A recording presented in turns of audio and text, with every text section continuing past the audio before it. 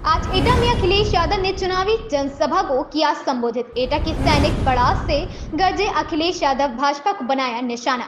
प्रधानमंत्री मोदी और अमित शाह को लपेटा। 2014 में आए थे, 2024 भेज देंगे, अखिलेश यादव ने कहा। सैनिक पड़ाव में उमड़ा जनसैलाब देख गदगद हुए अखिलेश।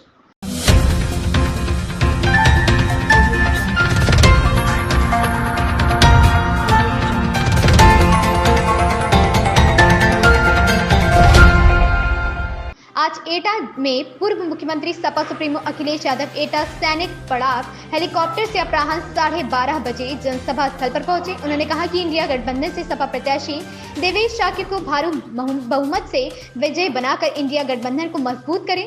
मोदी अमित शाह पर हमला बोलते हुए अखिलेश यादव ने कहा कि देश की सुरक्षा को तोड़ने एवं सैनिकों के मनोबल को तोड़ने का काम मोदी सरकार ने किया। मोदी के 400 पार को हवा में उड़ाते हुए अखिलेश ने कहा कि लोग कह रहे तड़ी पार अग्निवीर कानून बनाकर युवाओं बेरोजगारों करने का काम मोदी सरकार ने किया। भ्रष्टाचार, महंगाई, बेरोजगारी, शिक्षा, स्वास्थ्य एवं बिजली पर नहीं बोलते मोदी और अमित शाह। यादव ने कहा इलेक्टोरल बॉन्ड लाकर लाखों करोड़ों रुपए हजम कर गए, गौ माता को भी नहीं बख्शा।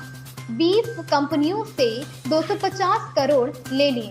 ईडी, सीबीआई, आईटी मोदी सरकार के एजेंट बनकर कार्य कर रहे हैं। जो नहीं देता उसी के पीछे लग जाती हैं। चंदा दो धंधा लो चल रहा है मोदी सरकार में। अखिलेश यादव ने कहा इंडिया गठबंधन की सरकार बनने पर एटा जनपद में लखनऊ आगरा एक्सप्रेसवे से जोड़ने का कार्य करेंगे। इंडिया गठबंधन सरकार बनने पर एटा रेल लाइन को दिल्ली लखनऊ जोड़ने का कार्य करेगा।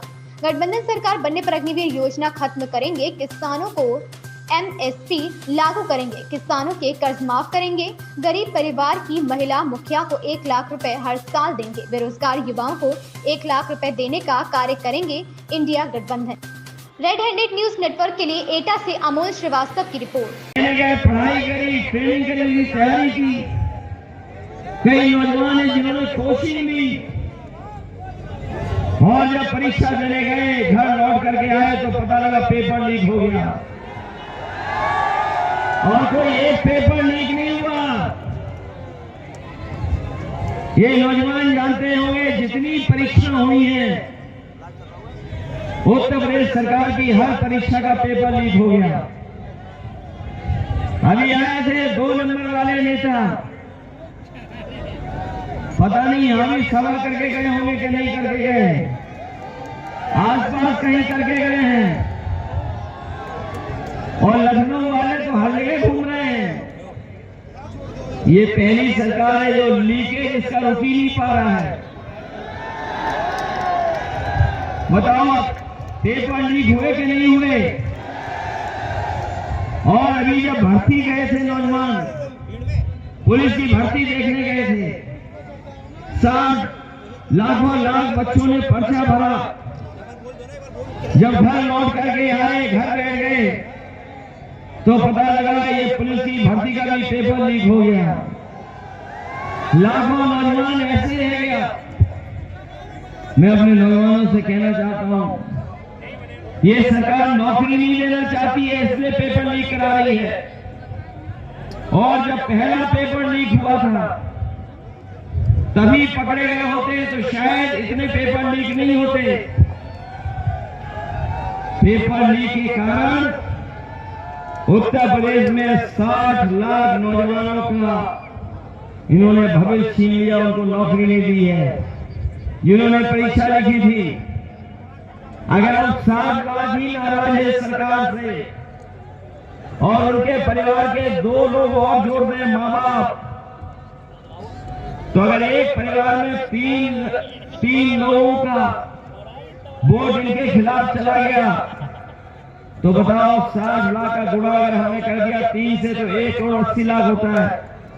और 1 करोड़ 80 लाख का भाग अगर हम 80 लोकसभाओं से दे दें तो हर लोकसभा में 2,25,000 वोट कम हो गया। बताओ कम हो गया कि नहीं हो गया? और जब से देवेश शाक्य जी प्रत्याशी बन गए तब से बीजेपी वालों को नींद नहीं आ रही है। एटा के बेटों ने इस बार कमाल करके दिखा दिया है कि बीजेपी के होश उड़ा दिए इस बार।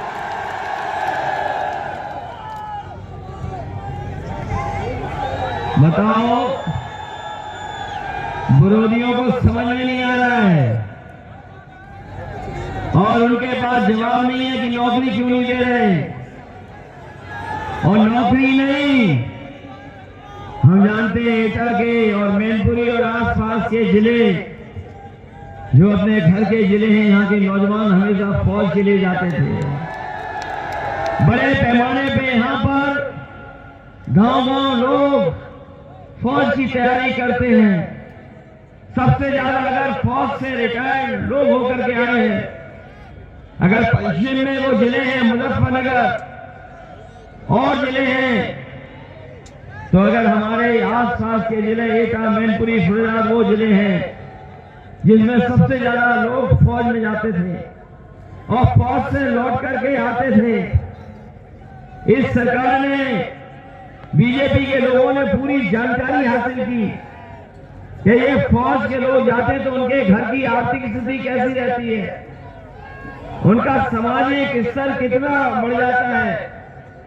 जब बीजेपी को ये पता लग गया सर्वे के बाद कि गांव का जवान, नौजवान जब जाता है फौज में और सेवा करने जब देश की जाता है, सीमा की रक्षा करता है, तो न केवल जवान